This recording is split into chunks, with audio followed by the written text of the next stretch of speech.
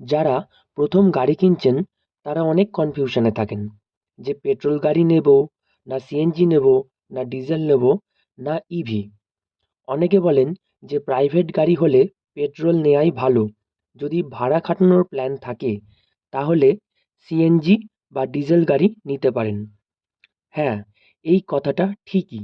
যদি প্রাইভেট গাড়ি হয় বা পার্সোনাল ইউজের জন্য গাড়ি কেনেন তাহলে পেট্রোল গাড়ি কেনাই ভালো। তবে বর্তমানে ইভি গাড়িও বাজারে এসে গেছে, কনফিউশনটা আরও বেড়ে গেছে।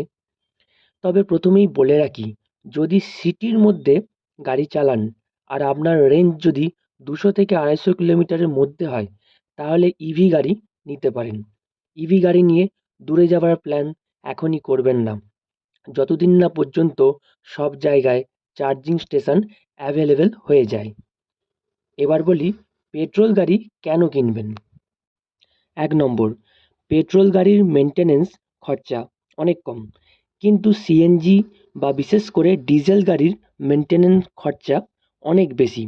পেট্রোল ইঞ্জিন খুব কম সার্ভিস করতে হয়, কিন্তু সিএনজি বা ডিজেল ইঞ্জিন মাঝে মাঝেই সার্ভিস করতে হয়। যাদের গাড়ি মাসে 500 থেকে 1000 কিলোমিটারের মধ্যে চলে তাদের পেট্রোল গাড়ি নেওয়াই ভালো। 2 নম্বর, এবার অনেকে বলবেন আমার পার্সোনাল গাড়ি, কিন্তু মাসে 1000 কিলোমিটারের উপর গাড়ি চলে, ডিজেল গাড়ি নেওয়াই তো ভালো।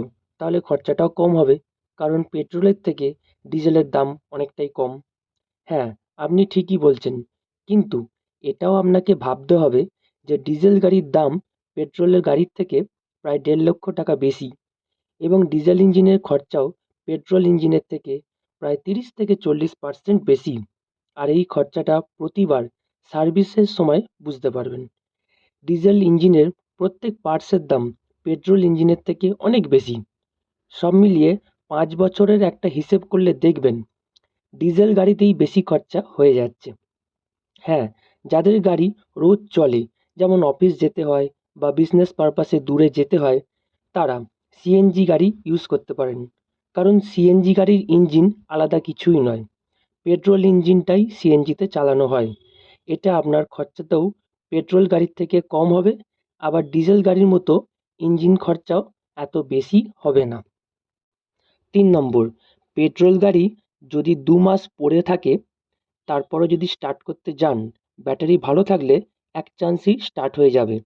কিন্তু ডিজেল গাড়ি সপ্তাহে একদিন করে স্টার্ট করতেই হবে, না হলে স্টার্টই হবে না।